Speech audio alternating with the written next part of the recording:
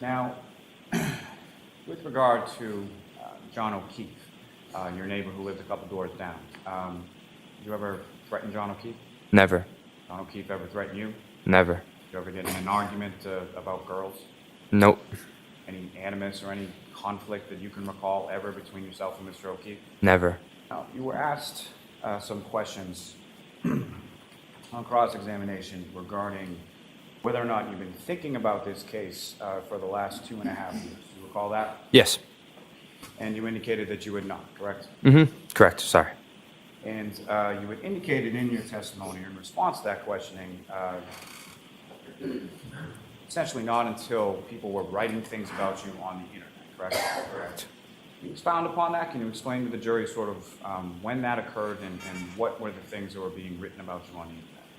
I'd say about a little over a year. It started when people on Twitter, Instagram, social media were just coming at my family, calling us murderers, harassing us, showing up to our doorsteps, our sports games.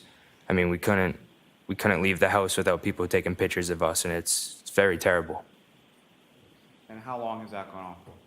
The past year and change, a couple months. Past year and a couple months, I'd say.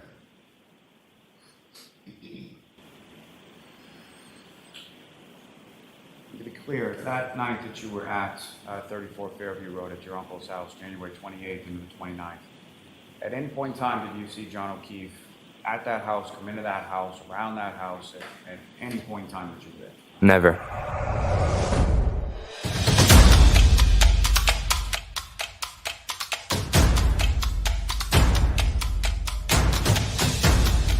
You are listening to the Roberta Glass True Crime Report, putting the true back in true crime.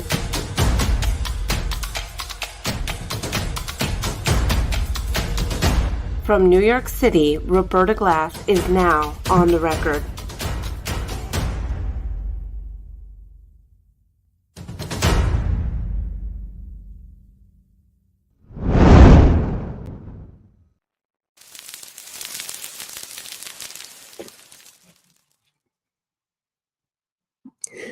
Okay, how is everybody? Wanted to talk to you today about the Karen Read trial. Another day of incredible testimony showing that Colin Albert is a normal teenager. Shocking. Everybody, big news. Incredible. And he is, in fact, threatened the life of a rival team, sports team. I mean, come on. Talk about grasping at straws.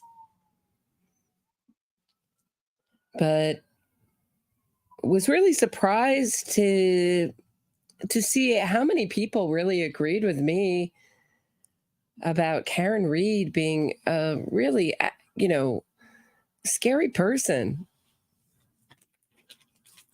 And, we like to, talking about my interview with Grant Smith Ellis last night, where he was saying that it's, Karen Read is just at the mercy of Turtle Boy and this team that she's really put together to harass the O'Keefe family, harass the Alberts.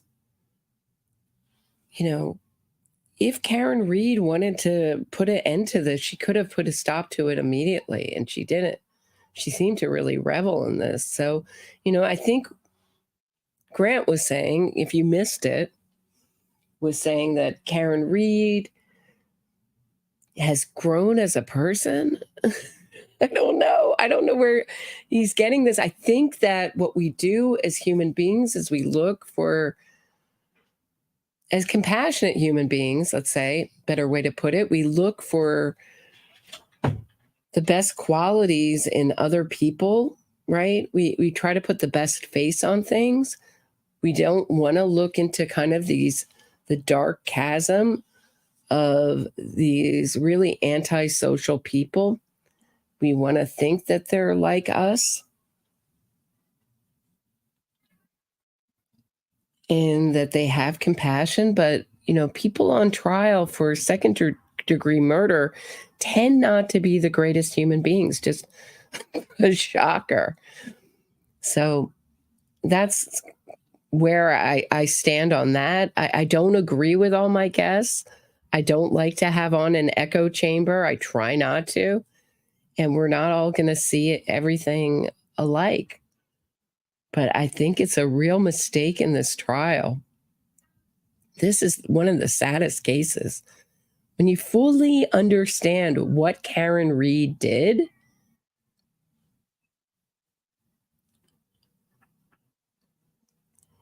and how she manipulated an army around her really to never go to trial and never take responsibility for this. So it's quite different than what we see when someone takes a plea deal or someone just throws themselves on the mercy of the court and said, I did it. Like, I'm ready to take responsibility. This is quite different. So I think I'd like to start today's episode going through the timeline, just reminding everyone of how we got here before I get into today's testimony, and we can look at that. Really, the cross-examination is pretty much the most interesting part, to watch the defense grasp at straws once again. But Innocence Fraud Watch, I know some people think we're the same person. We are not the same person. Put together a pretty good timeline on their blog, and that's where I'd like to start today's episode so we can all remember. I may be halfway down the screen. Sorry, guys. Yeah, so this is the link is in the description of this episode. So this is their blog. So timeline of cop killer Karen Read and her murder of John O'Keefe. John O'Keefe was a Boston police officer who had been living in Canton, Massachusetts since 2014. He was raising his niece and nephew as his own after his older sister, Kristen, passed away from a brain tumor, and her husband, Stephen, the children's father, also passed away suddenly from a heart attack just 2 months after Kristen passed. John O'Keefe had been in a dating relationship with Karen Read for around 2 years. Hold on a second, guys.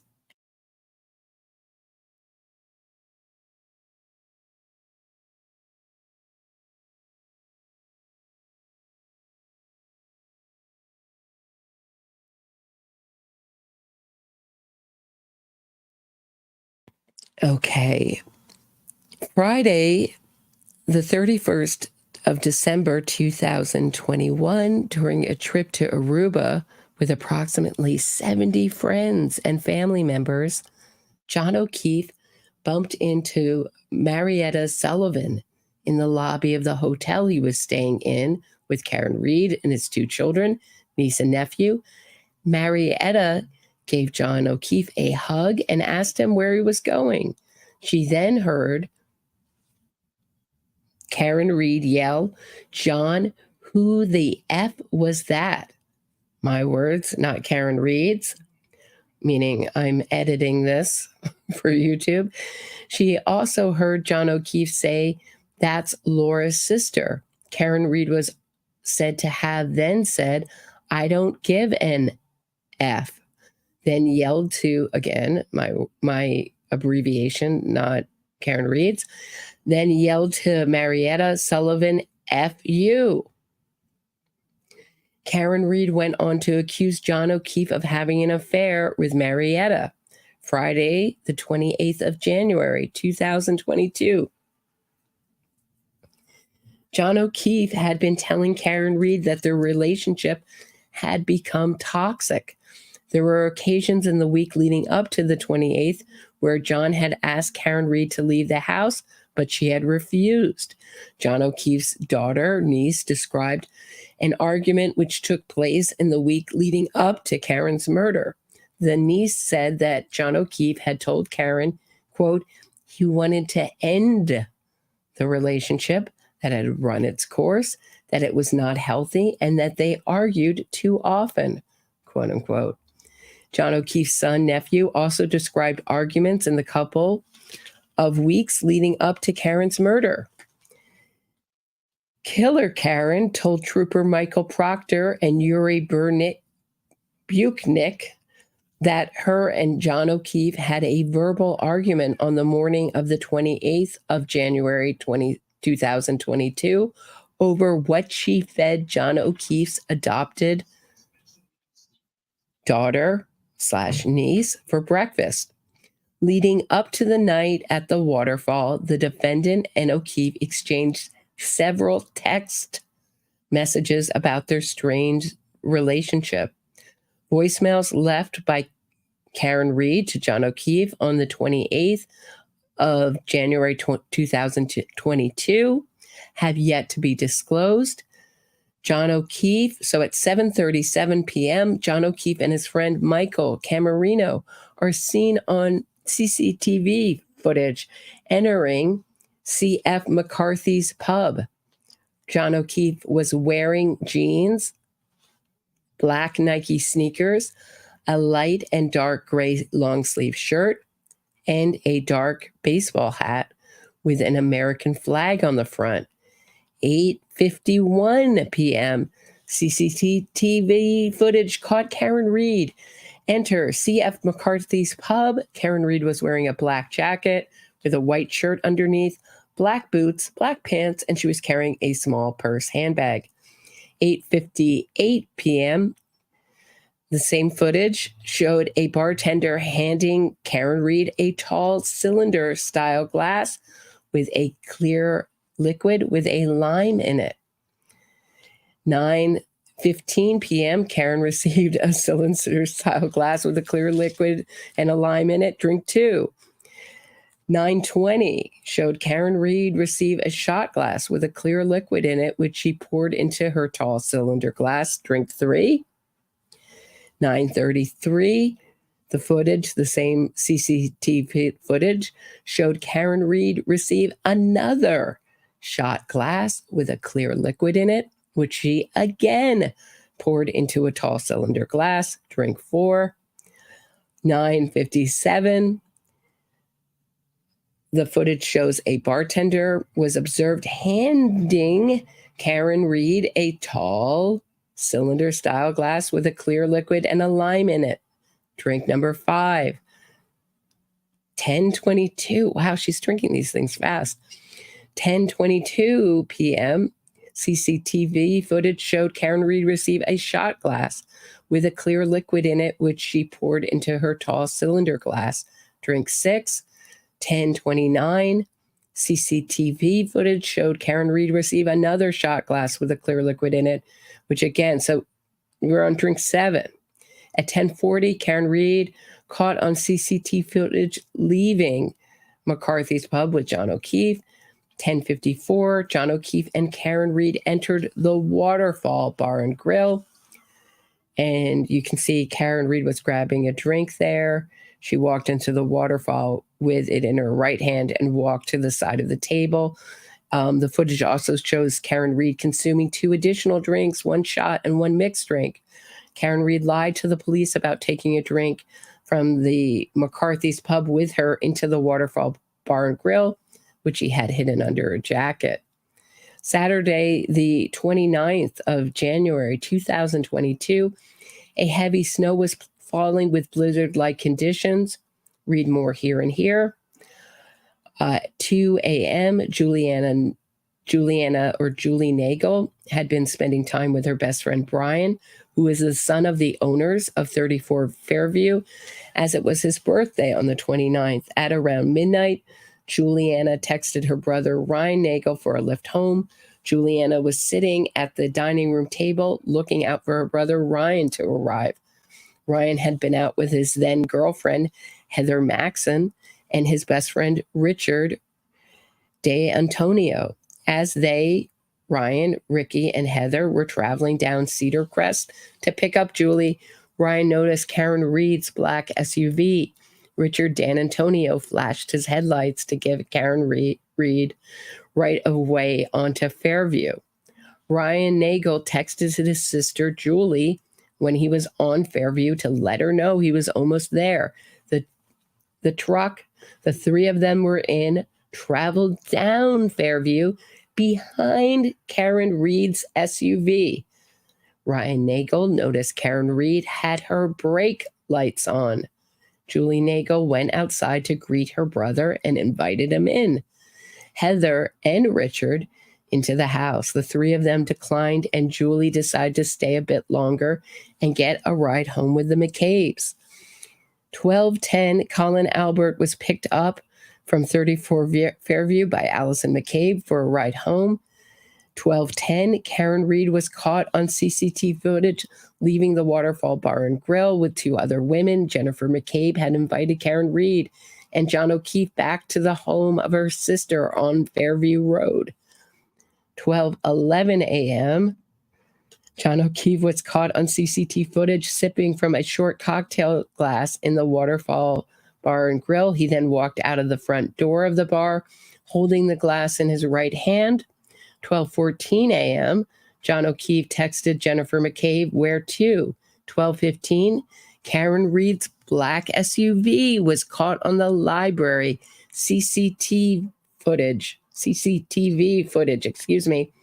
traveling on Washington Street and continuing towards Temple.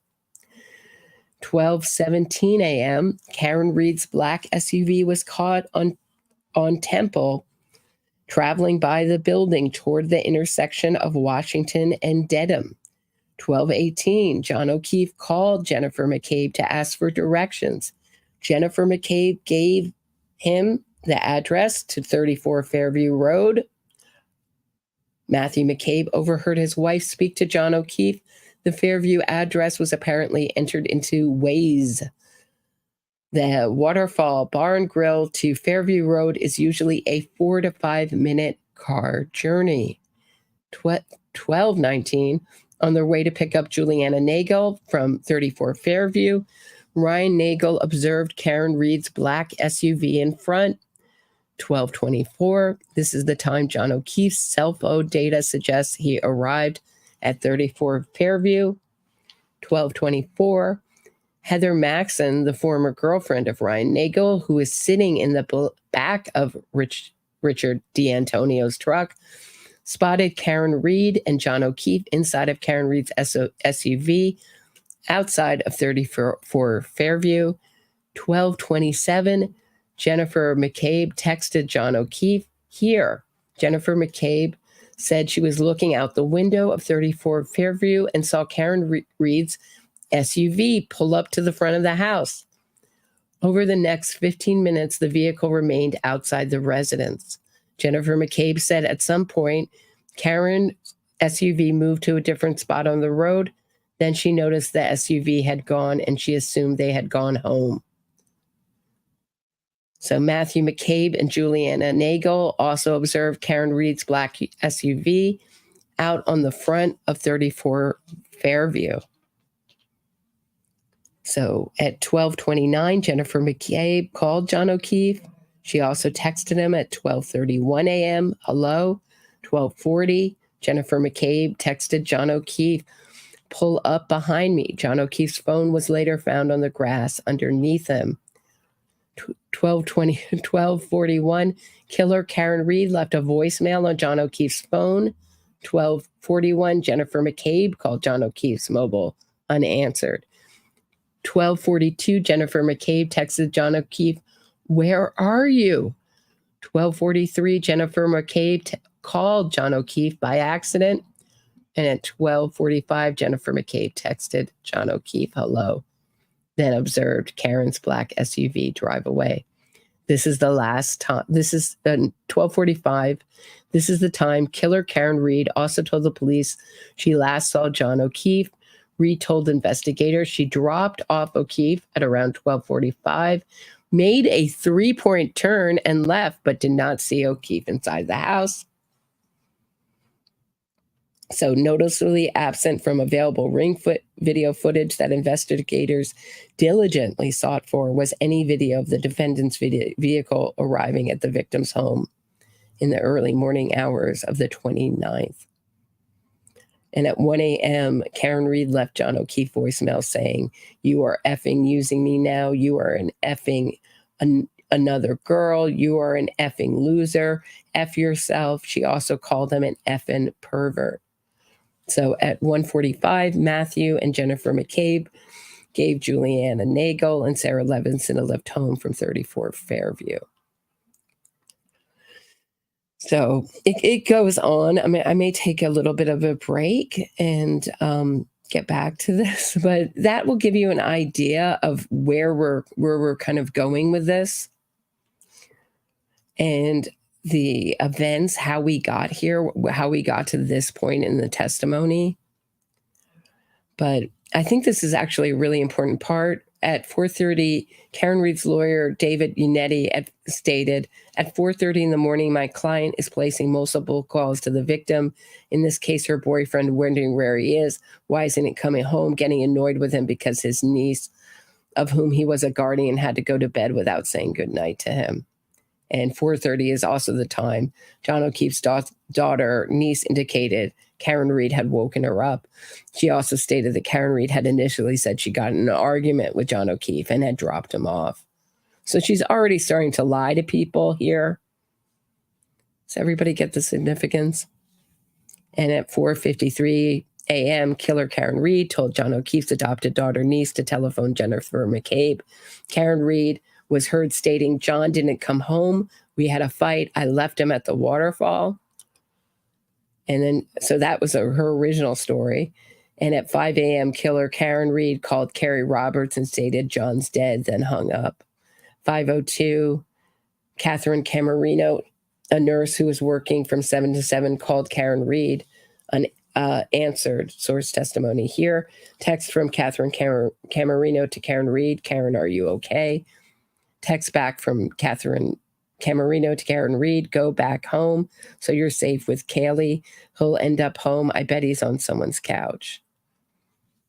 So killer Karen Reed called Carrie Roberts back, told her John O'Keefe had not come home. Something must have happened to him. What if he's dead? What if a plow hit him? "I don't remember anything from last night. We drank so much. I don't remember anything." So that's what really made my blood run cold, was that the call to Carrie Roberts saying a snowplow hit him. Because the obvious thing, right, if you drop someone out, is to think that he went in the house. You're not thinking that he's left on the side of the road. Hypothermia isn't a common occurrence. These kind of accidents are not common. So very odd. I'm going to take a quick 36-second break. When we get back, looking at today's testimony from Colin Albert. Don't go anywhere. If you are enjoying this episode of my True Crime Report, please hit the thumbs up, subscribe to the channel, and share this episode. Get access to exclusive podcasts and other bonus content by becoming a patron today. If you have a question or comment for me, shoot me a super chat and I'll do my best to answer it and read it on air. Thanks so much. Now back to the show. Okay, so today's testimony, of course, it was a half day, but this was where they really went hard. But they're going hard like this, meaning Karen Reed's defense is going this hard on every single witness. It's truly ridiculous. So let's take a look at some of what happened today.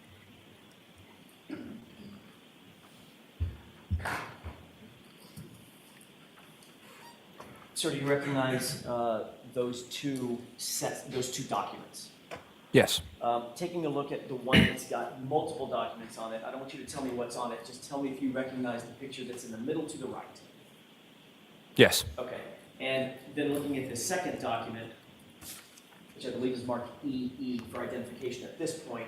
Does that appear to be an Some more from this Facebook defense. We're looking at pictures, old pictures of him that somehow all prove that he's a killer. The Facebook friend defense, the 6 degrees of separation defense, whatever you want to call it, it's really thin. It's unbelievable. I don't know. When you would think that the jury wouldn't be fooled by this, but anytime you have any of these campaigns, it gets very weird. So close to the courthouse, I don't know.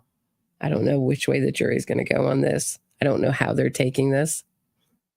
a true and accurate enlargement of the first thumbnail? Yes. And those were taken on February, that photo was taken on February 26, 2022. Yes. At the place called, I think it's called Fenway Johnny's, right? Correct. Okay. May I publish the... Put it into evidence first. Move for the admission of just EE. So you need to get it to the court reporter. May I, I'm sorry, just FF? May I approach? Yes. EE or FF? Let me have both. FF. Okay, give it to Madam Court Reporter to put the exhibit number on it. The exhibit 85, Your Honor. Yeah. Excuse me, FF.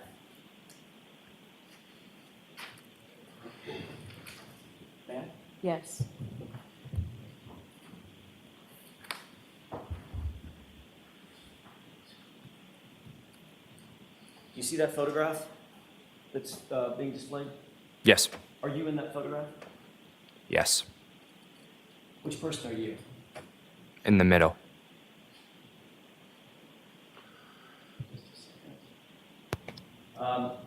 And about what time of So either private investigators or Turtle Boy, who knows who dug this up. We're going to all be looking at his knuckles because he's dying to end the life of someone he's never met and has no beef with. day was it? That's you in the middle? Correct. Okay. About what time of day was this taken? Not sure. Was it at an event of some sort or just you were at a bar? Just at a bar. Okay. I want you to take a look at your right hand. Can you see from there clearly your right hand? Yes. What do you notice about your right hand? It's cut up. Your knuckles are injured, correct?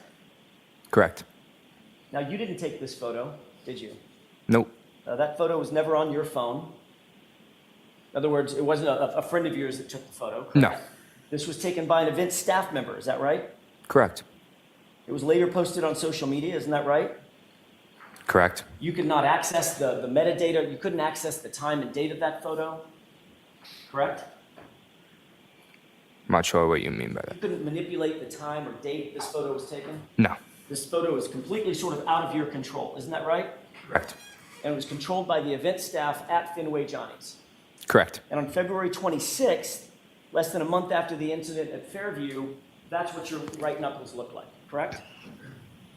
Can you imagine when the sleazy defense team got a hold of this? They're like, we got it here. We've gone from every single witness has been accused of this. Brian Albert, now Colin Albert, they've all been treated like, suspect number one.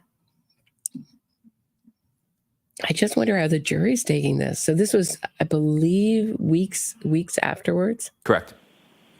And this is a true and accurate depiction of your condition on or about February 26th, correct? Correct.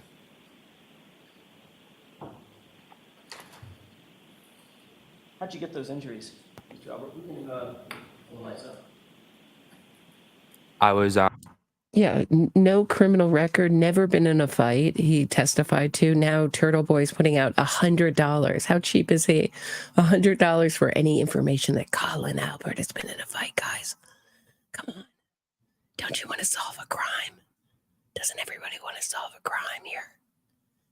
And help free an innocent woman from this terrible injustice that's going on in Canton, Mass. This is a farce. This is a farce. I mean, I just can't believe. And Kevin J. Mahoney wrote an article. Well, we can go through that, telling it like it is, finally, saying this is ridiculous and really making a plea, saying, not all defense attorneys, basically what he's saying in not so many words, or what I got out of it, was saying that not all defense attorneys are this bad people and are this sleazy and use this sleazy tactics. So it's half a condemnation of the Karen Reed defense team and saying it's ridiculous and won't work, and other half a plea to the public saying, I'm not with them. I'm a defense attorney, but I'm not with this team. They've gone too far.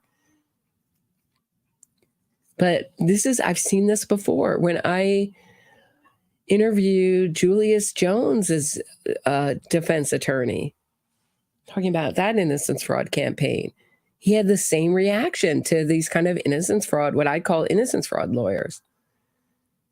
We defend our clients vigorously, but not so at the expense of decency and truth. He said, you can't lie, cheat, or steal. Is what Julius Jones's attorney said to me, and that's what these defense attorneys were doing. And ABC gave them a platform to make their whole innocence fraud documentary about Julius Jones. And then the other half was dedicated to Darlie Routier, if anyone knows that case. At a party, and her supposed LOL innocence. A house party my senior year. And I remember it being icy out, and it was kind of like a steep hill of a driveway. And I was walking up the driveway, and I slipped down the driveway, and I tried to catch myself, but I had something in my left hand, so I had tried to brace myself with my right hand, and I ended up sliding a little bit down the driveway. What'd you have in your left hand? If I remember, it was either my phone or a beverage. So according to you, you fell on ice and injured your knuckles, as we just saw in that photograph, right across the top of your knuckles. Correct. Okay. So you fell onto, what, pavement, asphalt? Yes. And you braced yourself when you fell, your entire body weight, by putting your right hand down in a fist, and you injured your right fist, just the top of the knuckles on your right fist when you fell down. Correct. Seriously? Seriously, dude? Seriously? Come on. Seriously, dude? This is not just to the jury, right? Come on. Seriously, dude? I'm a lawyer. You can tell me. Seriously. Seriously. Seriously, dude. Come on. Seriously, dude? Come on. Weren't you kind of participating in a mass murder? Come on, dude. Seriously? Seriously, weren't you up to a little murder? Wasn't this about a little murder that you were doing?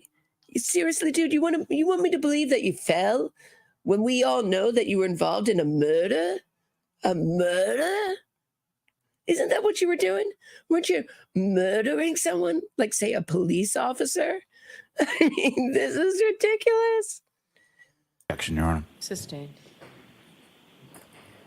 You didn't put your palms down when you fell? No. You felt your entire body weight on your right fist and just injured the top portion. Wait, did everybody hear?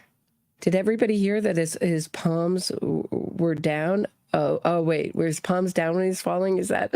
I'm just thinking of the Janine Driver, the body language expert. What does that say? If his palms are down when he's falling? Your knuckles, correct? Correct. Those injuries to your knuckles look an awful lot like the type of injuries that you would get in a Objection, fight. Your Honor. Sustained. You ever been in a fight, sir? Other than with my brothers, no. You've never been in a fight Nope. your entire life. Other than with my brothers, no. Never hurt your knuckles before. Not sure what you mean. Never hurt your knuckles in a fight. No. And in this case, when you fell down on the asphalt, it was only the top four. It's like, you never been in a fight before? No, never been in a fight. You never hurt your knuckles? He's like, I'm not sure what you mean. In a fight. See? He's trying to catch him in a lie. Did he not just say he's never been in a fight? Oh, but I hurt my knuckles in a fight one time. Ah, gotcha. Gotcha there. Oh, you're a sleazy piece of work, Alan Jackson. You should be embarrassed. Knuckles of your right hand, correct? Correct. You right-handed or left-handed? Right-handed. You box? Nope. I'm sorry, you don't box? Nope. You've never boxed? Never. You ever practiced boxing? I've hit the bag for like cardio, but other than that, no. When you hit the bag, is that considered boxing? I wouldn't say so. Not It's not jumping really. rope, is it, Mr. Albert? No. It's not doing curls. Nope. It's not doing push-ups or calisthenics. Nope. It's hitting a bag, correct? I mean, come on. I mean, I've ridden a bike. Does that make me a professional bike racer? I mean, come on. What is this?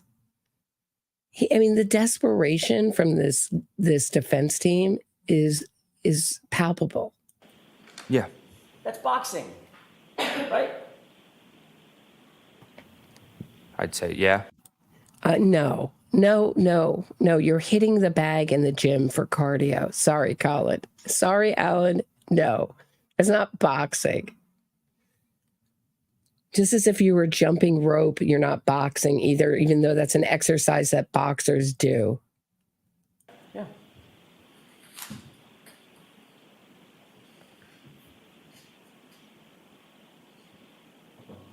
When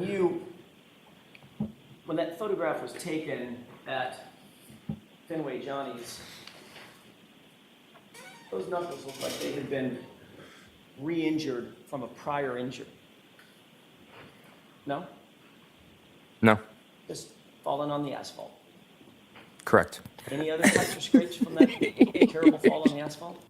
You're sure you didn't just re-injure those knuckles participating after you participated in a murder? Then you fell down and you re-injured. You opened up the wounds from the mass murder you participated in. You sure about that? You sure? Come on, Colin. You sure? Talk about bullying a teenager. Or a young man. I'm not exactly sure his age. I'm sorry I didn't catch it. Objection, Your Honor. I'll rephrase it. Any other cuts or scrapes or injuries from that fall? I don't remember. Just your right knuckles. Yeah.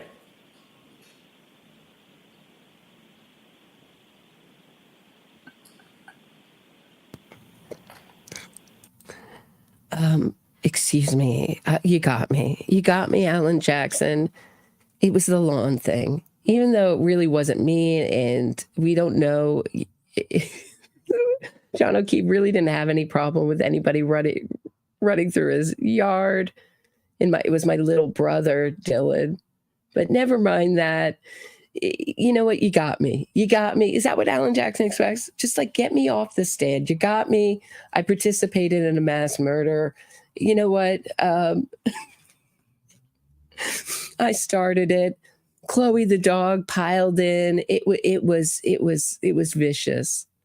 And somehow Karen Reed was under the false idea that she did it, saying, I hit him. This is all my fault.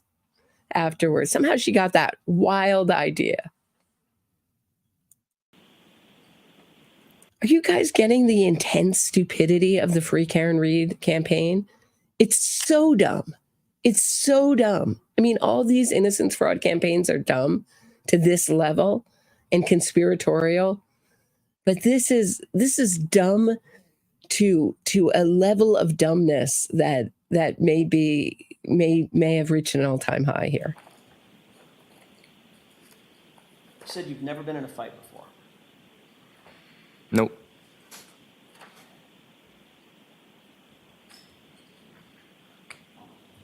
Did you post a video?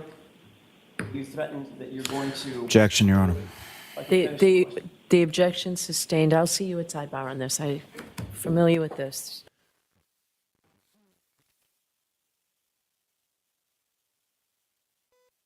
So this is really great. So this is where they show a video of him threatening a rival team where some girls hung out with this team and they didn't like it, so they threatened on video, sending stuff back and forth like teenagers do. So, Mr. Albert, you stay right where you are.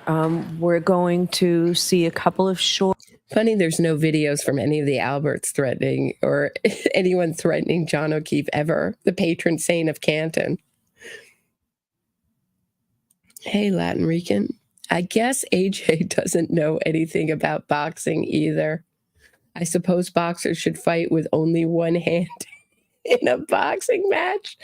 Alan Jackson embarrassed himself. Good point. Yeah, good point. It's so dumb.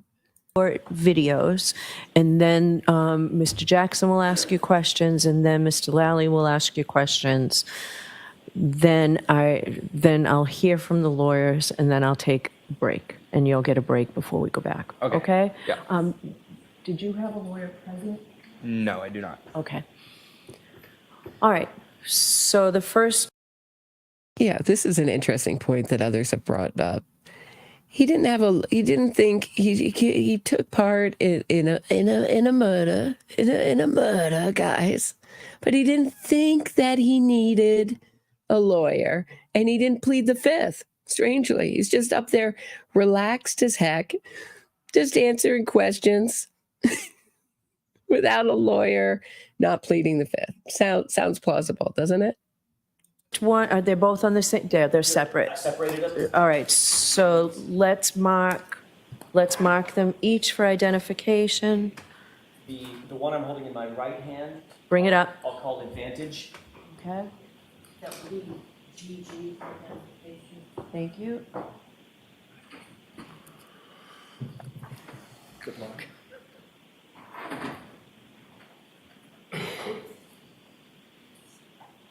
The one in my left hand, with the court's permission, I'll call this Bang Bang.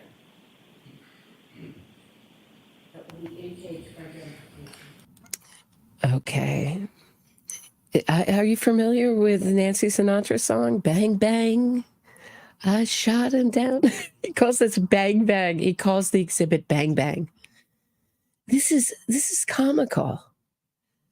He looks like a fool up there. All right, Alan thank you. Jackson. All right, so play GG first, please. Yes, Your Honor. Yo, your revenge boys, I will beat all your asses. I promise you, I will fuck you all up. Pull up, bitch. Okay, and the next one, please. Said to another kid's. This is a 17-year-old kid. He wants to go up against a seasoned police officer, 220 pounds. Come on. It insults our intelligence, this defense. I would love to know what the jurors are thinking, if any of them are getting into this. You know, and I think that really what this trial does, and why Vinnie Politan and so many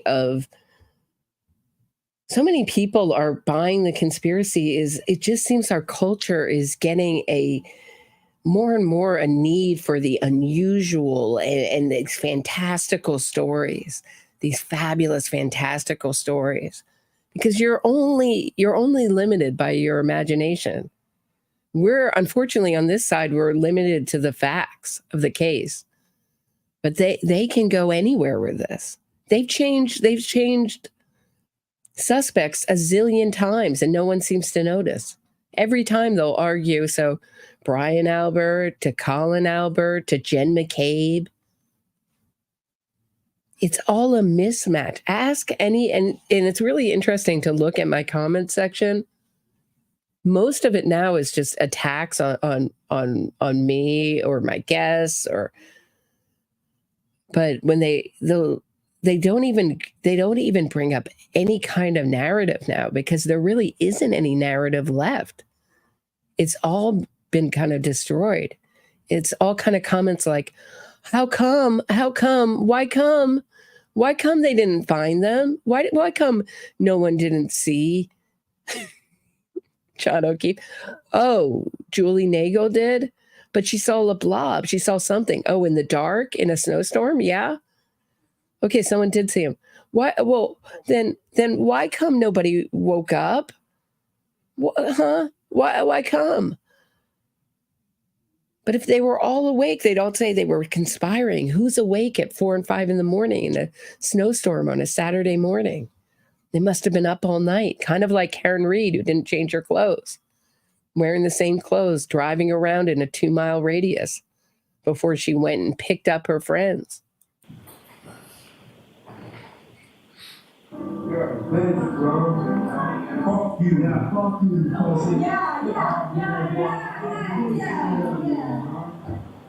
Be cool, boy. You be knocked out. KO. Bang, bang.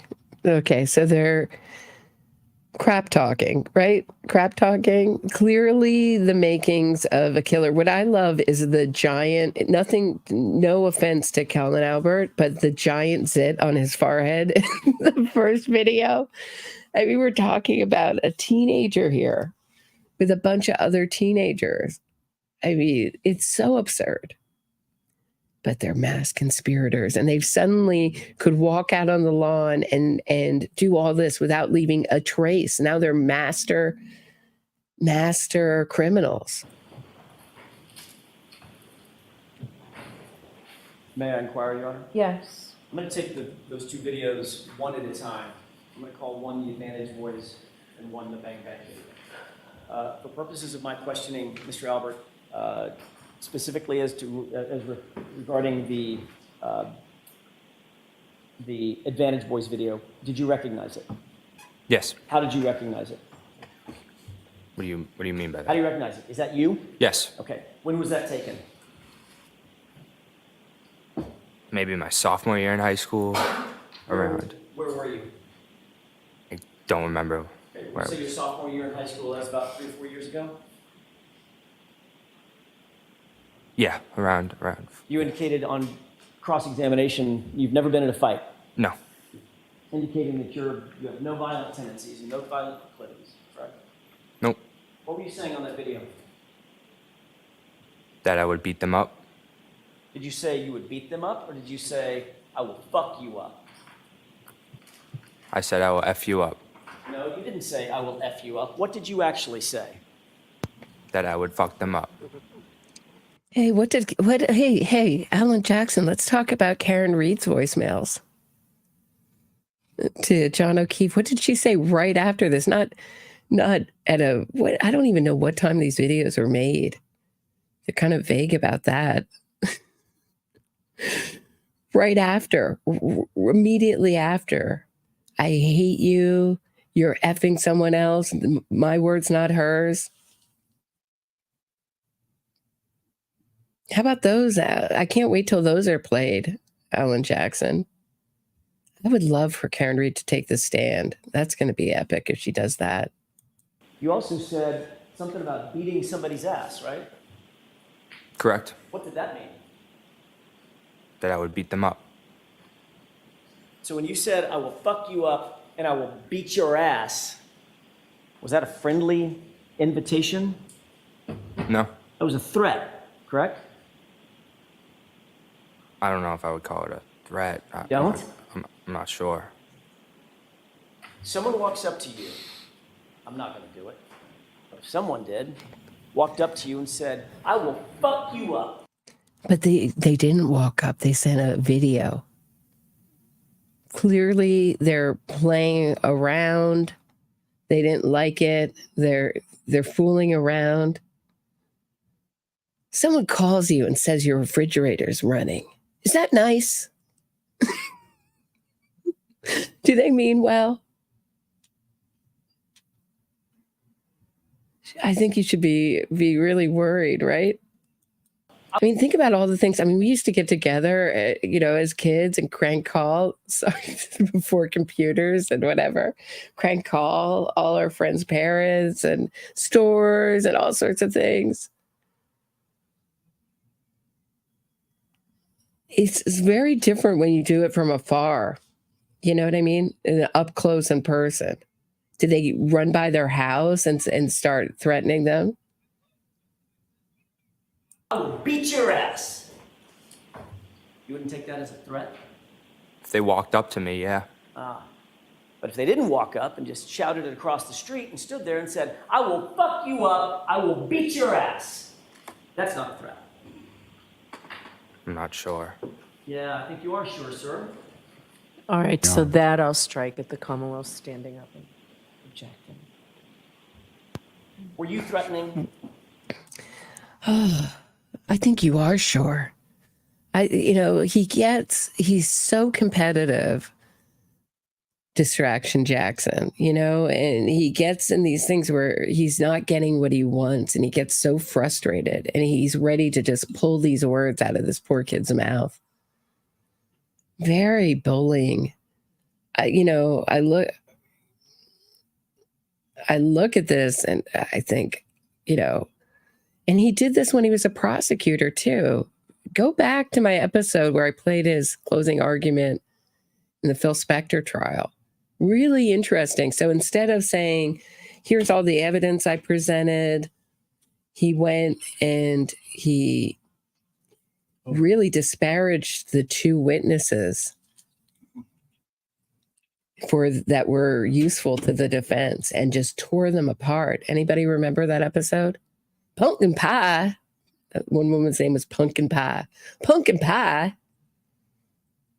She tells you she has no memory at all, and exaggerated. So Latin Rican. There's another photo of Colin dated February 9th where it showed, no damage. Actually, I think I have that. Hold on one second. No damage to some hand. The photo is dated February 26th. Those marks occurred between February 9th and February 26th. Colin left in advance. Right. Thank you for pointing that out. I get so Latin I get so drawn into what's happening here with this nonsense. But I think I have a picture right here. Hold on one second. Wait, hold on. Let me take down your comment. My apologies, everybody. So this is from Tuesday Gazette. Link is in the description from her Twitter. I think I took it from, but she also has a great Substack. February 11th photo from the welcome home party for a friend coming home from deployment. And you can see his right hand right here, right there. The nice arrow she made. So no visible wounds here. So that will show you. So it's, it's grasping at straws once again from the defense. Advantage boys, guys, whoever they are. Yeah, kinda. Were you threatening them with violence? Kinda, yeah. Yeah. In the second video, you said, fuck you a number of times. And then you said, KO, you said, pull up, KO, bang, bang. Right? Correct. Explain that to me. Not sure, explain what I said. Is that a threat? Yeah. Pull up, bitch. Right? Yeah. Who are you talking to? Those same advantage kids. Got it. So you're threatening them yet again a second time. Yeah. What does pull up mean? Come by. Yeah, meaning get over here. Mm-hmm. Right? Yep. Because when you do, I'm going to fuck you up. Right? Yeah. Meaning I'm going to fight you and I'm going to put you down. Correct? Correct. That was your threat to them. Correct. Can we get a time on this second one? Of course. When was the second one, the bang bang threat made? Before or after the advantage boys? I'm not sure. After? Might have been this same night. I really don't know. Well, you're dressed completely differently, so it's probably not the same night. You would agree with that? Unless I could have changed my shirt. I do that often. Okay. So you changed your shirt and on the same night. You just decided to threaten the guys twice. Well, Distraction Jackson, are you not noting that Colin Albert is a snazzy dresser? I noticed it. I think everybody else noticed it. Very nicely dressed. So apparently he's very stylish and likes to change his shirt. Is that what you're saying? Maybe. You're not sure? I'm not sure. Was it around the same time frame? Around, yeah. All right. The fact of the matter is, Mr. Albert, you do like to fight, don't you? Nope. The fact of the matter is, I'm going to continue with this ridiculous line of questioning because it's the only thing I have. The fact of the matter is, if these guys actually did pull up, you would go running, screaming like a little kid, like a little baby. Fact is, isn't it true, Mr. Albert, if any of these kids, Advantage kids did come by, you would be hiding in your bathroom, in the bathtub with a shower curtain pulled? Isn't that true, Mr. Albert? you showed up at another hearing, at another proceeding, to testify, and you showed up with busted knuckles then too, didn't you? I do not remember. July 27th, 2023, do you remember being at another hearing? Yes. Do you remember being questioned by some attorneys? Yes. Do you remember the question about the condition of your fist? Literally at the hearing? Yeah. It was obvious to the person that was questioning you that you had an injury to your fist, correct? Objection. That's his student. I'll rephrase that. My apologies, Your Honor. You were asked questions by the questioner about the condition, the physical condition of your fist, weren't you? Correct. And you claimed at that time, well, let me back up for a second and ask a different question. They were asking because you had open injuries on your right knuckles yet again, didn't you? Correct.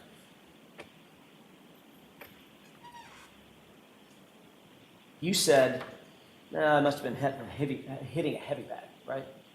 Yeah. Boxing again. Hit in the bag, yeah. Just working out, right? Yep. Didn't have any injuries on your left hand, though, did you? No. How many times did you hit a heavy bag? Just hitting a heavy bag. You weren't hitting a 220-pound police officer, were you? Oh, this is so absurd. Boxing, yeah. They call it Albert. You can see him like kind of puff up. It's like, yeah, you want to call my workout, my gym workout boxing? Thank you. Thank you. You want to call the guy who takes away your garbage a civil engineer? Go ahead. You got any more euphemisms for me? They make me feel good.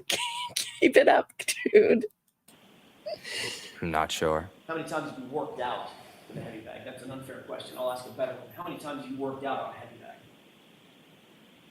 I'm not sure. When you work out on a heavy bag, you wrap your hands, don't you? I do not know. I see. So only your right hand gets injured over and over and over and over again. Not your left hand.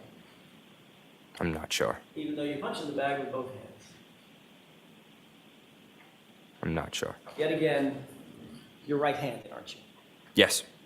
So when you throw a haymaker, your hardest punch, that's with your right fist, correct? Objection. I'll allow it. Is that right? I would say they have equal. They're equal. I don't know. Not sure. That's all I have. All right, Mr. Lally. Thank you, Your Honor.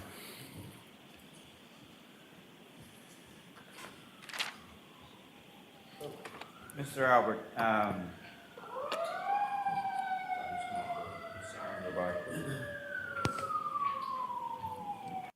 911 was called for the defense. Their entire need. Resuscitation. They're in critical condition.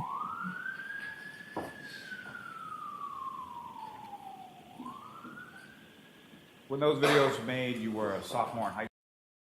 I'm sorry, sir. We have an overdose of dumbness at the Norfolk courthouse, Supreme Courthouse. There's been an overdose. We had several people overdose with extreme dumbness being thrust upon them. High school, is that right? Around that, yeah. How old were you when you were a sophomore in high school? 16. 16 years old. And so that would have been at least a couple years before January of 2022, correct? Yeah. And as far as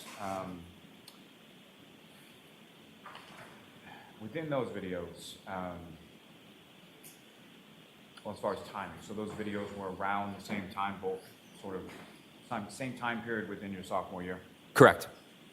and relatively close to each other, is that correct? Correct. And who or what is an advantage? It's a club hockey team. And what, if any, relationship did you have with that club hockey team? None. And so, as far as what videos you were made and sending, were there any videos from that group that were made and sent to you? Text messages. And with regard to those text messages, generally, Excuse me, Alan Jackson, I got a tip for you. At another hockey game, the other team said, "We will rock you." In fact, they chanted it. It wasn't a friendly chant. They actually said they would rock them. Maybe you should go investigate that. speaking, what do they say? Just name calling me and my friends, calling us like pussies and stuff like that. So this was sort of a back and forth, is that correct? Correct. And do you even play hockey? Nope. And were these people around your age at that time? Yeah. And were they kids from the same town or different? I don't even know where they're from. Did you even really know these kids or what their names were or anything like that? Not at all. And was there ever any sort of physical fight or even a physical interaction with these other kids? Never. Did you ever even meet them face to face? Never. And with regard to Mr. O'Keefe, your neighbor who lived at the top of the street when you lived at Seven Meadows, you ever threaten him? Never. Did he ever threaten you? Never. Do you ever have any sort of back and forth exchange similar to what was up on the screen? Never. I have nothing further on Okay. Your Honor, may I, very briefly? You indicated, Mr. Albert, that this was your sophomore year in high school. But you were asked that exact same question under oath, the time frame of these videos in that other hearing, weren't you? I believe so, yes. You indicated under oath in that hearing that it looked like it was your junior or senior year in high school, correct? Maybe, I'm not sure Not sure. exactly what I said. Your senior year would have been what year, sir? It's the year he committed murder, guys. A mass murder. A teenage mass murder, what we're looking at here. 2022. 21, 22. Same year John O'Keefe died. Correct. They have money on. Yes. You know, it's really hard, Mr. Jackson, to keep track of time. I got a lot of murders to commit, a lot of videos to make, a lot of stories to make up about my knuckles. Looking at for other dogs to help me commit crimes with. Now that Chloe's gone, it's never been the same since. Sorry. Chloe and I were kind of Bonnie and Clyde kind of team. It's been hard. Excuse me. It's hard on my memory.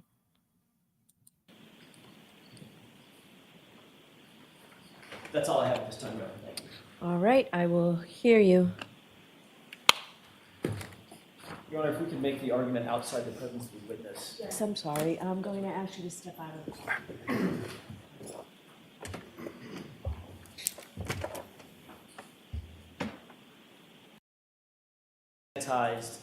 Testimony that this witness has tried to present to this jury. He's indicated that he's never been in a fight, doesn't have any violent proclivities, he doesn't have any violent tendencies. It's not in his countenance to do this. Mr. Lally opened this So door. you only got that through the voir dire. Understood. Okay, Understood. so the violent tendencies only came in through the voir dire. Well, that's not true. When in front of the jury, Violent tendencies. This is their proof of violent tendencies, a crap talking video. I mean, they must be absolutely sore from reaching so hard. Latin Rican says that's why we heard the ambulance, because every one of Karen's lawyers' cross-examination needs resuscitation at this point. Go back to Hollywood. AJ, it's so true. Oh, it's so cringy just watching this trial. And I really feel like we're going into Idiocracy. Does anyone else remember the court scene of Idiocracy? That's what I feel like this is from the defense.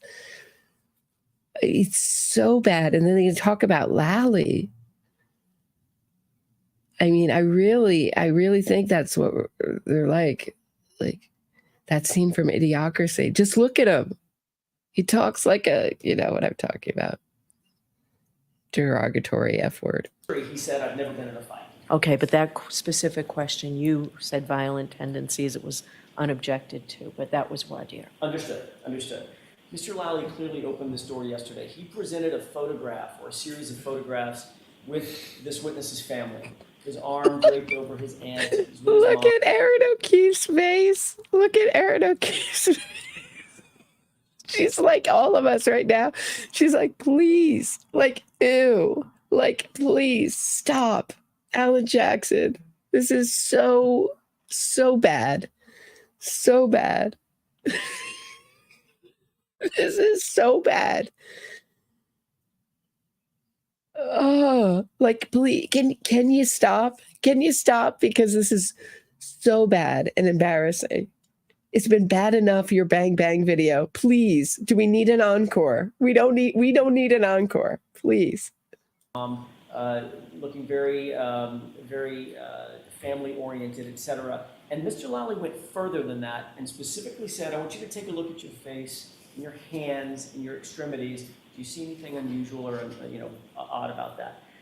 That's why I believe the court allowed, based on the testimony today, allowed the photograph in February of 2022 of the actual photo that cannot be manipulated. It's in the hands of a third party of the.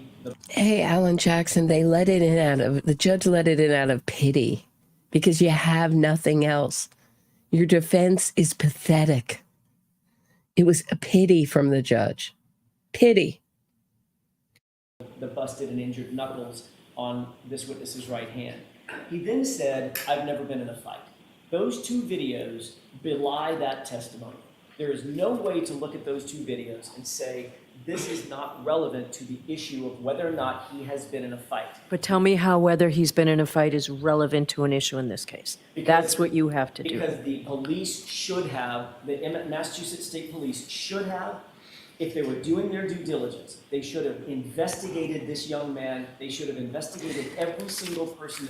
Yeah, they should have walled off a 20-mile radius and investigated every single home, especially with Karen Reed yelling, I did it, I hit him, it's all my fault. They should have walled off with yellow crime tape, a 20-mile radius, and gone into every single one of those homes, Your Honor. Was in that house, in or around the home of where John O'Keefe was found, the Albert home, and they didn't. They did nothing to investigate whether or not there was someone in the house who tended to fight, who wanted to get in physical altercations, who had a propensity to get in physical altercations, who was a fighter by nature, who threatened to fight, who threatened violence. Erin O'Keefe with her hand to her head. She's all of us now. She's like, this is giving me a headache now. Please stop. That's what this young man has indicated he does constantly. I'm surprised he didn't show up in this hearing with busted knuckles. So does this go to your third-party culprit defense? It goes to both. I'm surprised he didn't show up with his murderer homies, with his gang, his Canton gang of murderers. Did you guys hear that? I'm surprised he didn't show up with busted knuckles. He's that aggressive. I'm surprised. You know what? I ran into him at the urinals, and I'm surprised he didn't clock me one. You know what, Your Honor? I'd like also a restraining order. I am scared just cross-examining this young man in the eyes-on sweater and the gingham shirt and the gingham button down. I can't anymore, guys.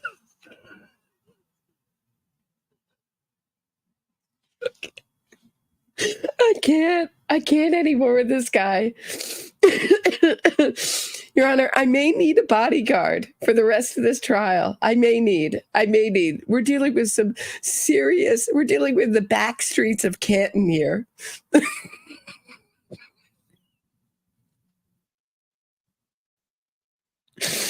He's probably the scariest guy in Canton, Mass. Certainly goes to Bowden, but yes, it also goes to our third-party culprit defense as well. This is a focus of, I believe, this should be a focus of the jurors' attention in terms of, is there a third party who could have done this, that evidence points to, that may have done this? Absolutely. This evidence, what we now have, points directly in that it's focused in that direction. So yes, both it should have been investigated, and Colin Albert is somebody that the jurors should focus their opinion on or their attention on to determine whether or not he could have or was involved in the death of John O'Keefe. All right, Mr. Lally. They should focus their opinion on.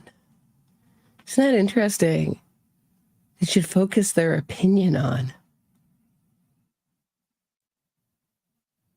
Why don't they just hold up like a big mirror, like right in front of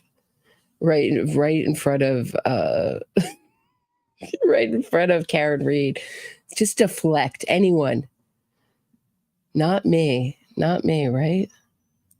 Yes, Your Honor. The Commonwealth would submit did not open the door in reference to this, showing a photograph of someone and what they physically looked like. There was no suggestion. The only questions that were asked about fighting or anything of that nature were by counsel.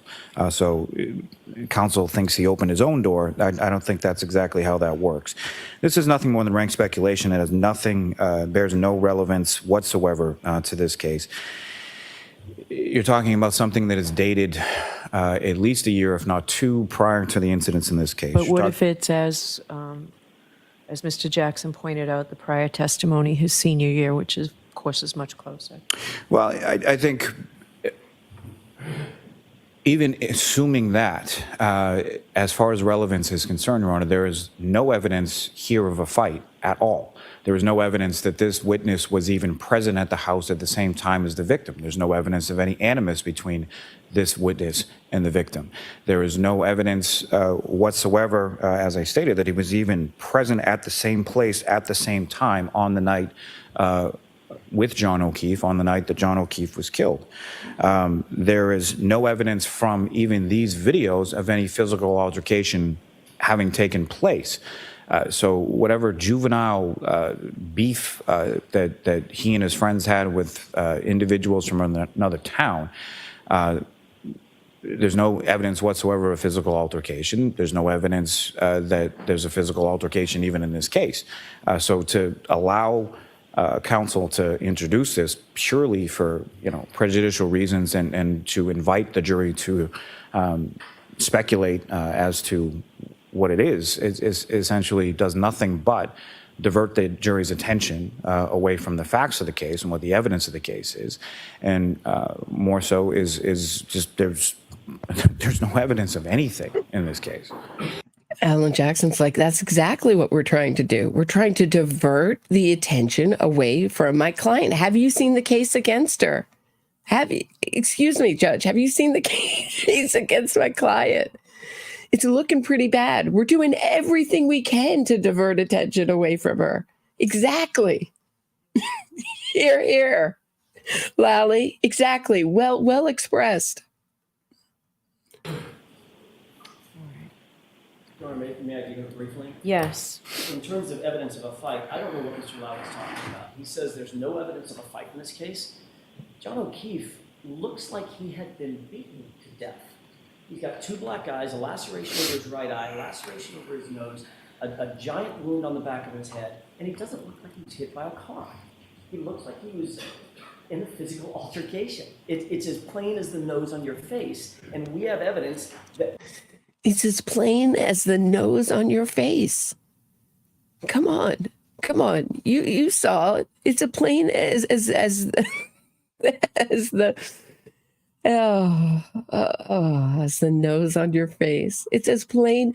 I mean, I'm scared. I mean, imagine if you're walking down the back streets of Canton and Colin Albert and his teenage gang of thugs walks up. You'd be terrified, Your Honor. Are you not terrified? I mean, aren't we glad? Aren't we all feeling a little bit more comfortable now that the mass, this dangerous killer isn't in the room? Oh my we have gosh. witnesses who are going to propound that evidence and present that evidence. So Mr. Lally and the Commonwealth can take whatever position they want to. If they think those injuries are consistent with being hit by a 6,000-pound truck, they can knock themselves out. That is not the state of the case, and they don't get to dictate the state of the facts. The facts speak for themselves. Second, with regard to whether or not Mr. Albert was home that night, or at the home that night in a position to be able to engage in a physical altercation, which, by the They don't dictate the facts. We just make them up as we go along.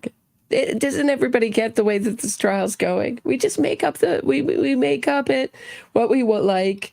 We scour Facebook. We come up with some social media postings, and then we make up a story around that.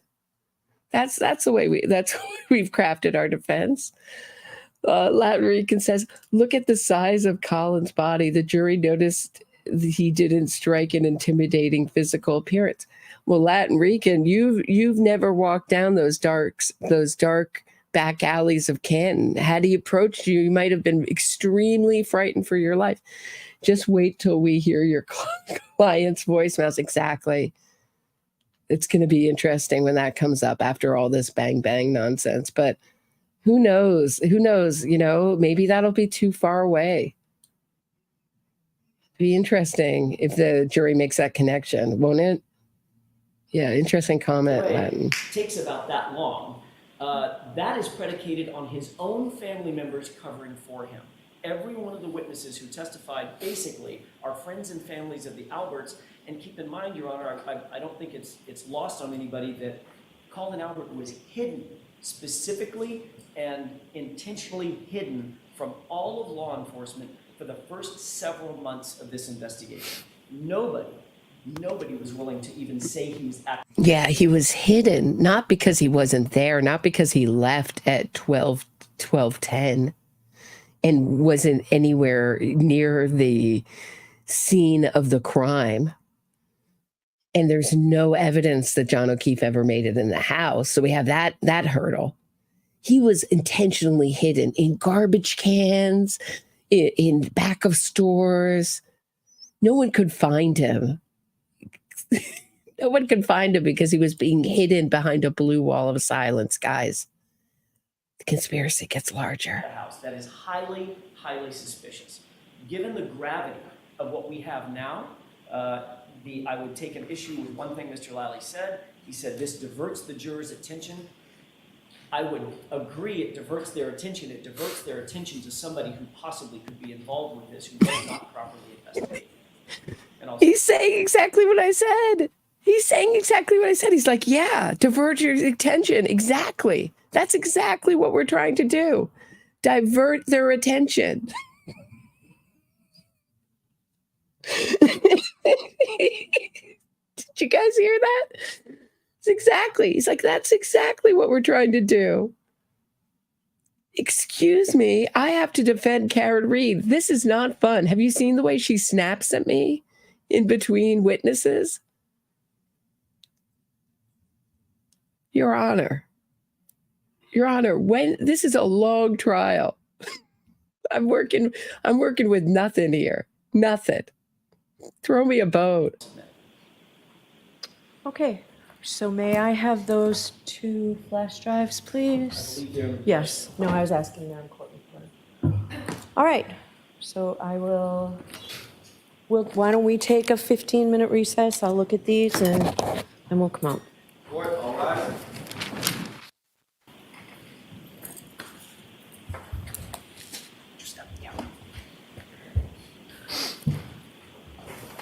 Sir, I'll remind you, you're still under oath. All right, so Mr. Jackson, Madam Court Reporter has 2 marked for identification. Are you moving to introduce those into evidence at this point? With the court's permission, yes. Okay. So let's wait a minute. So Jill Downey says they don't even come up with a theory for a year. He was hiding in plain sight. Jill Downey, don't you know that that's the best kind of hiding in plain sight? Don't you know that that's the best kind of way to hide a seriously dangerous person? They hid him in plain sight.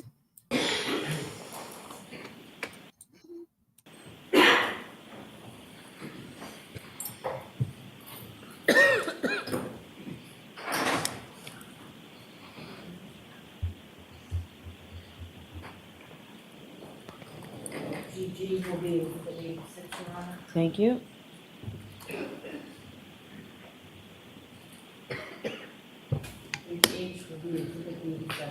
Thank you.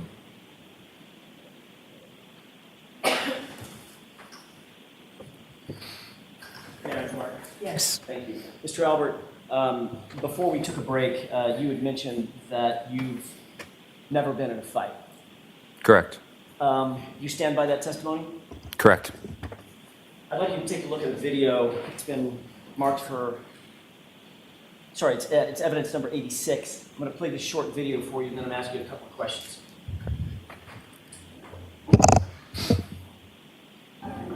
Yo, you're Yvette's boys.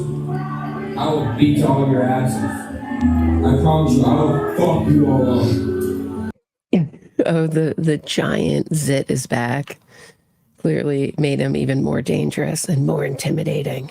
Pull up, bitch.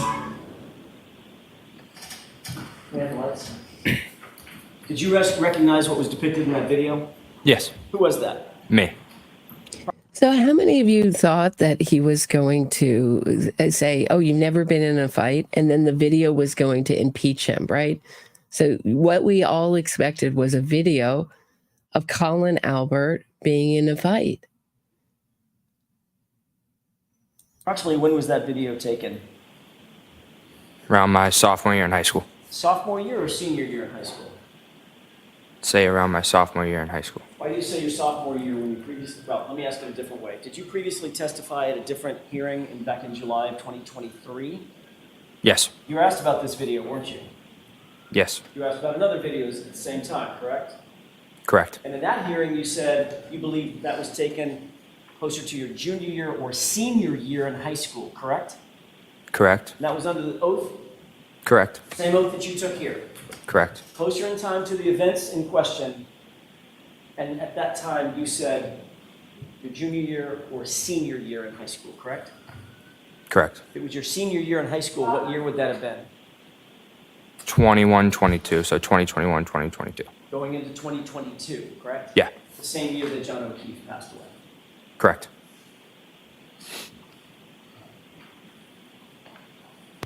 Yeah, it was What the did you mean beginning. by It was the beginning of my murder career. Yeah, I was just starting my career in murder. Me and Chloe, me and my sidekick Chloe, we were a good team for a while. I'm gonna fuck you up? That I was going to beat them up? Actually, you didn't say beat them up. You said, I'm gonna beat your ass, didn't you? Yes. That was a threat, wasn't it? Yes. It was a threat directed at some other individuals with whom you had some sort of a beef or a problem. Correct. And your resolution of that problem is, I'm gonna fuck you up, I'm gonna beat your ass, right? Correct. But you've never been in a fight. Never. Your Honor, with the court's permission, could we play evidence number 87? Yes. You're a bitch, bro. Fuck you. Yeah, fuck you.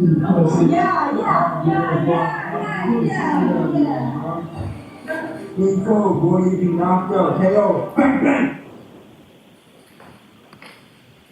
What? May I inquire? Yes.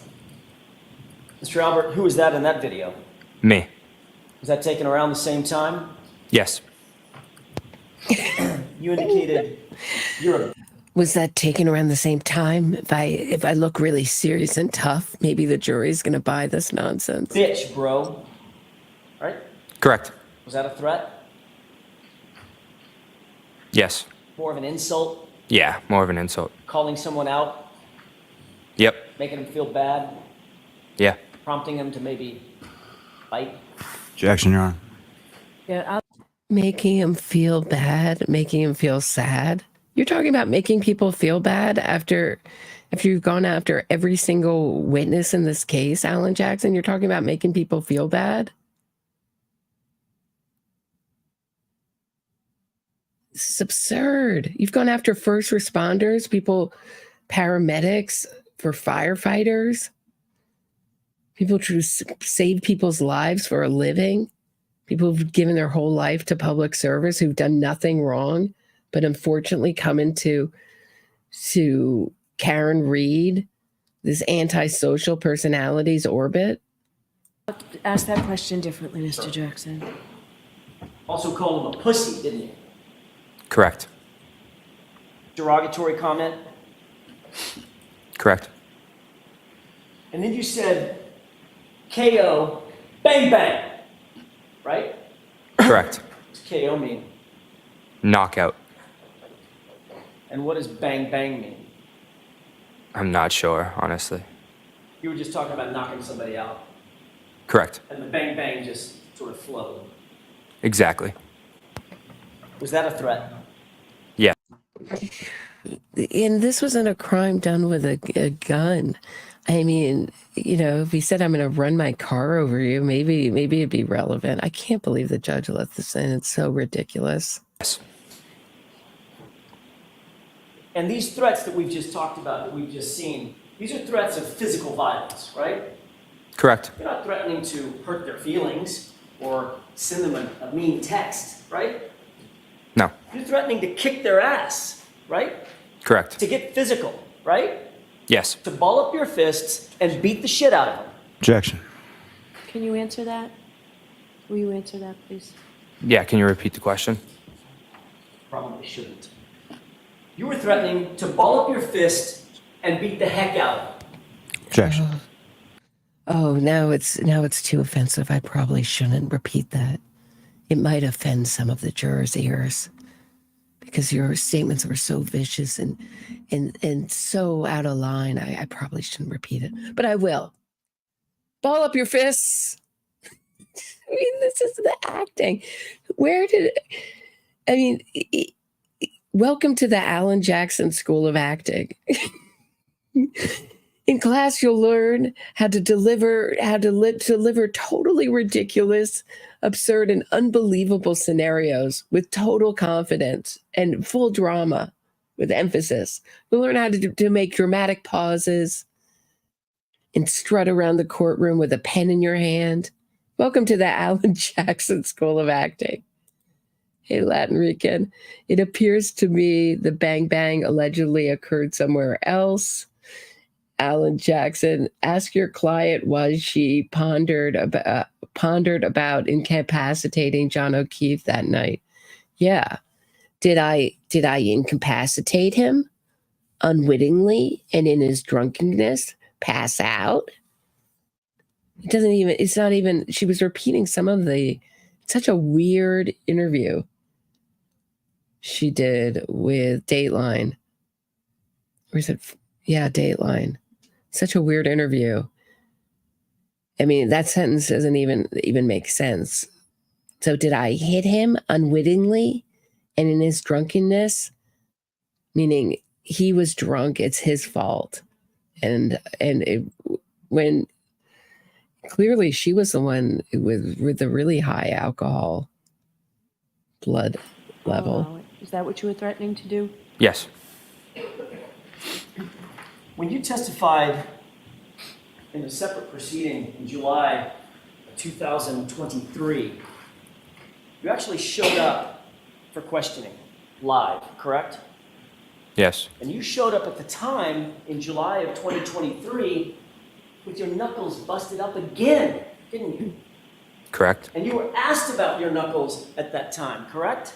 Correct. And that time you said, oh no, I didn't fall down on black ice and slip and break my fall with my knuckles like you said here. You said, oh, I hit a heavy bag and busted my knuckles up on a heavy bag, right? Correct. So that heavy bag was you practicing boxing, right? It was me getting cardio, yes. Which is in a form of fighting, In a form, yeah. punching a bag. Oh, thank you, Alan Jackson. You're making me see. Thank you, Alan Jackson. This line of questioning is extremely good for my street cred. Canton. Oh, I'm the toughest guy now in Canton, Mass. Yep. That's how you choose to do your cardio. Sometimes, And you're right-handed, yes. and it was your right hand that was busted up. Correct. So when you throw your hardest punch, that's with your right hand, isn't it? I'd say, I'm not sure. I'd say they're equal. You're equally strong with both hands. I'd say so. So in your words, you could fuck somebody up with either hand, right? Objection, Your Honor. You answer that? No, I'm not saying that. That's all I have, Your Honor. Okay, Mr. Lally? Thank you, Your Honor.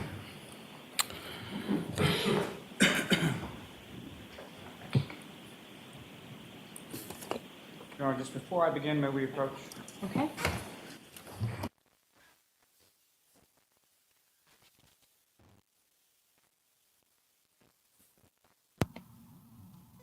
Oh, yeah, this is. I thought I cut some of these out, but obviously I missed this one.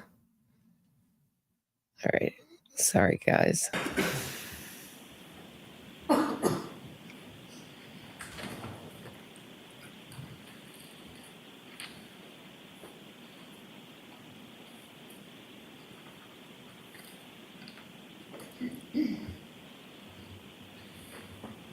Adrian?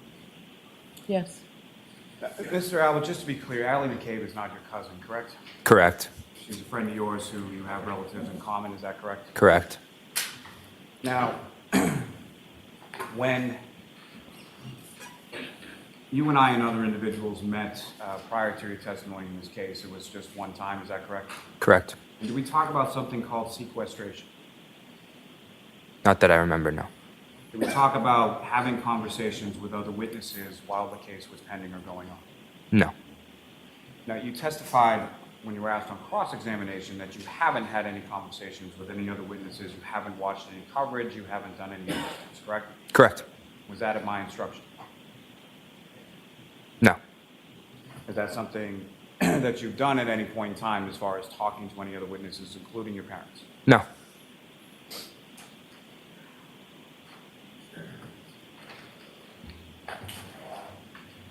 Now, you were asked some questions on cross-examination about your family's relationship sort of with the Proctor family, correct? Correct. And taking the Proctor family as it was put as sort of an entity, what I'm going to ask you about is purely about Trooper Michael Proctor. How many times have you seen him in your life? Maybe 5, 6 times. And when about would those be, and what would the nature of those interactions be? Other than when I got interviewed last time with Trooper Proctor and one of his partners, other than that, I didn't see him for years, I want to say, since I was a young kid. And when you were a young kid, just so we're clear, as far as young, how young is young? Maybe saw him, I could have seen him at like a football game or something, but other than that, like pretty young, like 12, 11.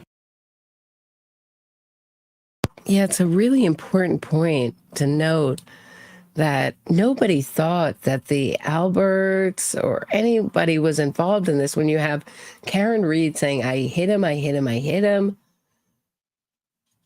This is all my fault. Taking full responsibility verbally when you do that. I mean, if you have a lawyer, they don't even want you to say, I'm sorry, let alone say, this is all my fault. I did this. I hit him. So when you have someone taking, then has a busted up car, then is the only one with any issues with John O'Keefe, and then you have zero proof that John O'Keefe ever made it in the Alberts home, you're not thinking of a conflict of interest from the Alberts. This whole conspiracy theory wasn't created till months and months after. So it's a really important point when people are talking about conflicts of interest or whatever. 13 years old. And whereabout, or what was the context in which you would have seen him? Was it you and him together, or was it a group setting, family? How would you have come into contact? We've been over the grandmother's house a couple of times, but that's pretty much the only time I would see him. Now, as far as the photo, So you were visiting Michael Proctor's grandmother. Was that in between when your career, your criminal career, committing murders? Was that in between? You were visiting,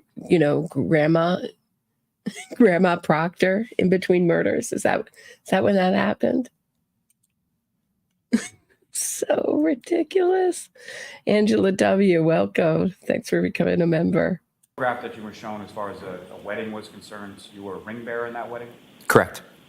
and that was over 10 years ago. Yeah, I was a ring bearer. I tried to fit it into my murder schedule. I had my planner out, and I fit in being a ring bearer in between, my career as a as a non-boxing boxer, and a sometimes occasionally I like to dabble in murder. What you said? Yes. But how old would you have been in that particular photograph or in that particular wedding? If I had to guess, 8 or 9 maybe, around there. Do you have any independent memory of that wedding or anything about that wedding? None.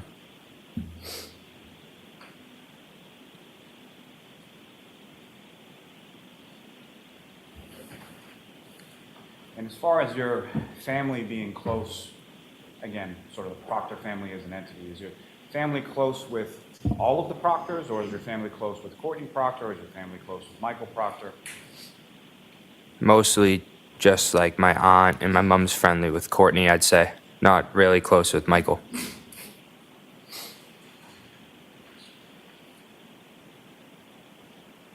There are some questions about the text messages that were up on the screen yesterday and up on the screen today. As far as sort of gap between January 28th and February, is that correct? Correct. Now, you indicated that there were other means by which you would have communicated with your friend Allie McCabe, is that correct? Correct. Is that consistent with, is that only Allie McCabe, or is that consistent with other friends that you would communicate with? All my friends. So you would sort of switch between call, text, Snapchat, other apps, things like that? Exactly.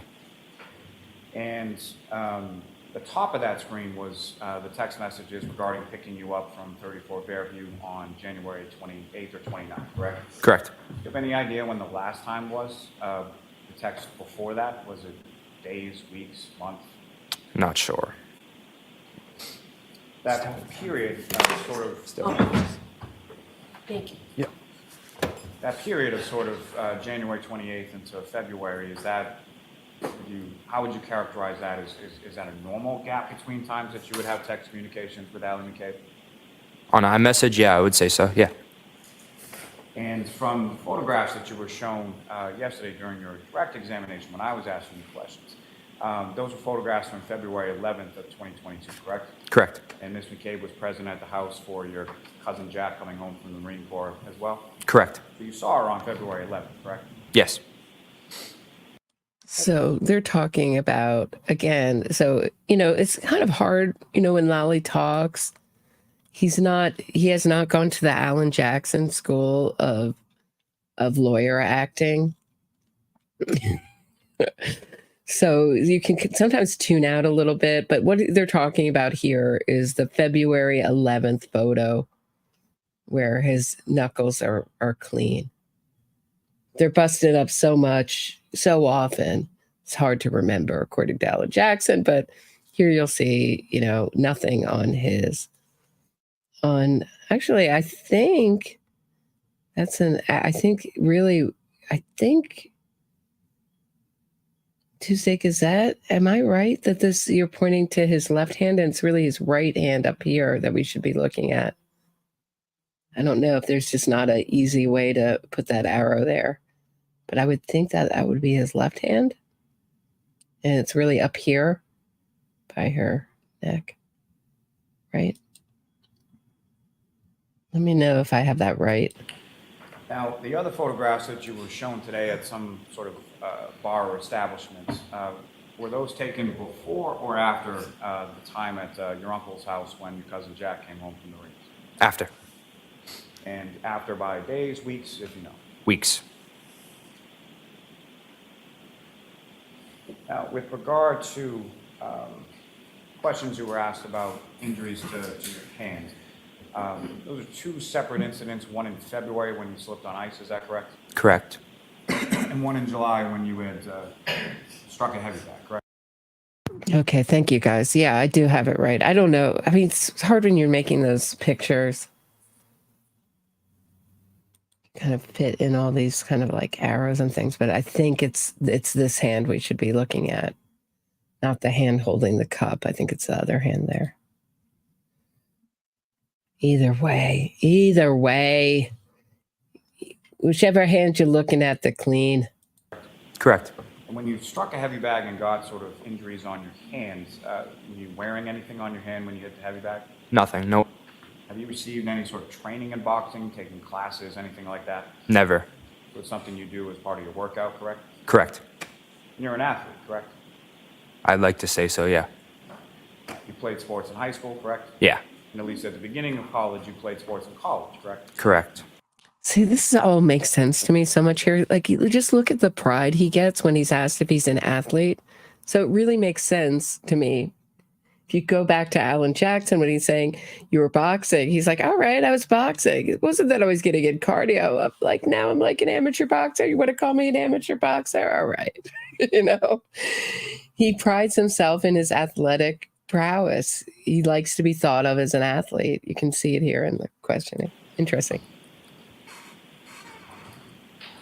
Now, you were asked about things about that February 26th photo at, I forget, was it Fenway Johnny's? Is that where it was? Correct. And you were asked about control over the photograph, correct? Say that again? You were asked different questions about your control over what you could do or alter with respect to the photograph, correct? Yes, correct. Ultimately, though, you were in control about whether or not you were photographed, correct? Yes. Nobody forced you to go up and pose with your friends or anything like that? Nope.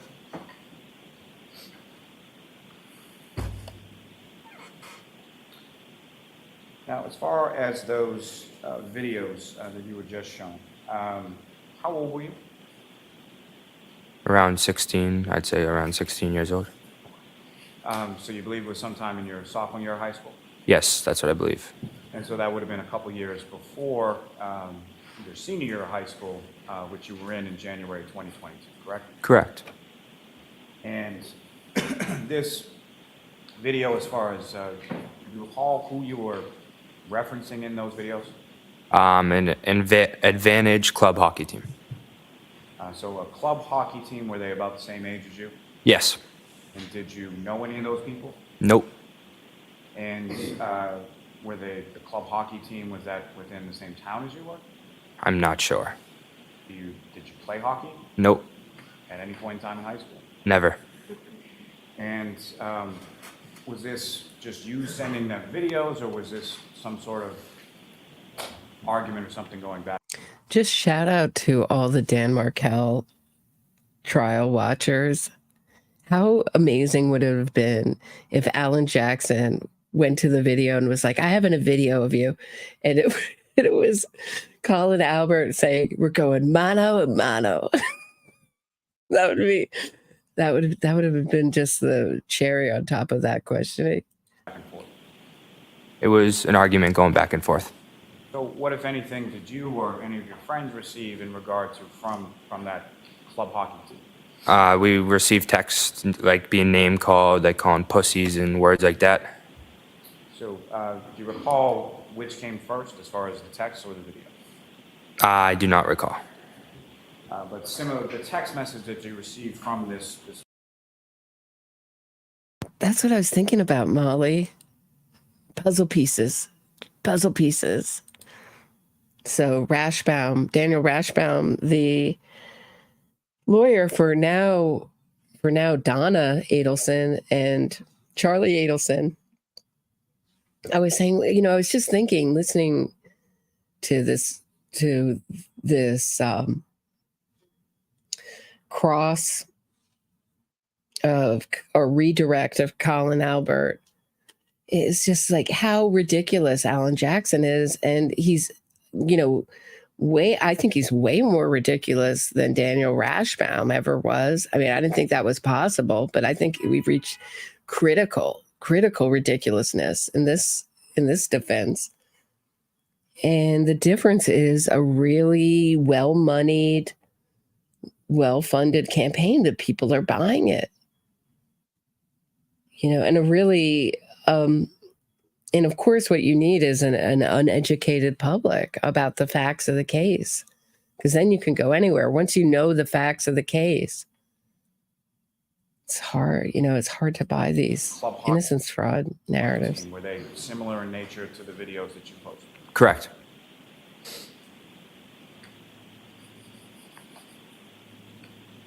Do you recall what the argument was about with this other group of kids from this club hockey team? Yeah, it was the girls in our friend group. A couple of the girls in our friend group hung out with them a few times. So all my guy friends got a little salty about it. So that's why we kind of sent videos back and forth. So you were teenage kids. Yeah, teenage kids sending videos back and forth. If any of them had gotten anywhere near each other, it's very different. And I wish they had said that at the time, Colin, but he's young, said, we're not saying it. So he said, if someone said that to you or shouted, it's very different sending a video. They got within feet of each other. One of them would have ran. These are not fighting kids. They're posturing. They're joking around, probably after some, underage drinking. Kids arguing about girls, correct? Exactly. And at any point in time, did your friend group and this club hockey team ever meet up at all? Never. Any sort of physical altercation or anything like that? Nope. And you indicated that you've never really been in a fight except for with your brothers, correct? Correct. And when you would get in a fight with your brothers, how old were you then? Younger, I'd say. Yeah, younger. Younger, like as young as you were when you were a ring bearer in somebody's wedding? Yeah. Now, with regard to John O'Keefe, your neighbor who lived a couple doors down, did you ever threaten John O'Keefe? Never. John O'Keefe ever threaten you? Never. Did you ever get in an argument about girls? Nope. Any animus or any conflict that you can recall ever between yourself and Mr. O'Keefe? Never.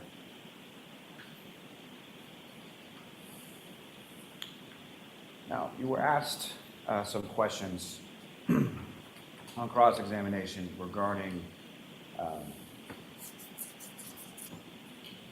whether or not you've been thinking about this case for the last 2.5 years. You recall that? Yes. And you indicated that you had not, correct? Mm-hmm. Correct. Sorry. And you had indicated in your testimony in response to that questioning, essentially not until people were writing things about you on the internet, correct? Correct. Can you expound upon that? Can you explain to the jury sort of when that occurred and what were the things that were being written about you on the internet? I'd say about a little over a year. It started when people on Twitter, Instagram, social media were just coming at my family, calling us murderers, harassing us, showing up to our doorsteps, our sports games. I mean, we couldn't leave the house without people taking pictures. Does anyone know how scary that is? How frightening that is? That's basically being stalked, harassed. I mean, there are charges out against Aidan Kearney for witness intimidation. Unless you've had that happen to you or your family, you don't know how scary that is. You're never the same again from that kind of stuff. your whole life put on exposed, things you want to keep private. All of a sudden you're a public figure out to say the worst things. And, you know, the irony is that the free Karen readers think that they're correcting an injustice when they're taking part in a huge injustice.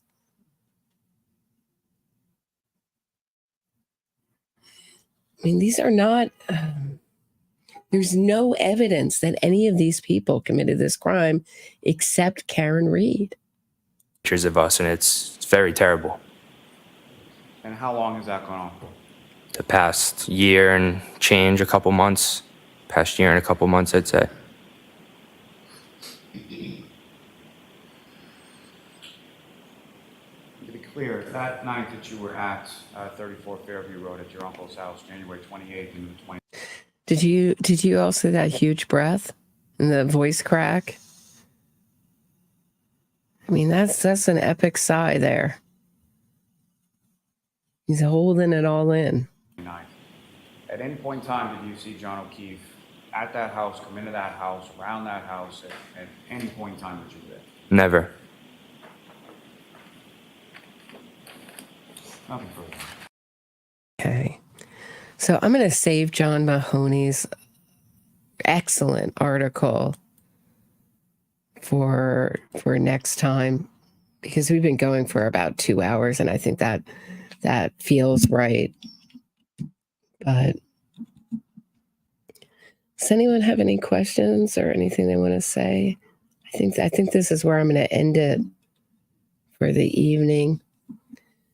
But it was just another day of just an epically dumb, immoral defense team. And of course, Karen Reed deserves a defense. But does she deserve a immoral, feral, vicious, cruel defense? No. That really toes the line of I would say it passes the line, according to me, of ethical behavior.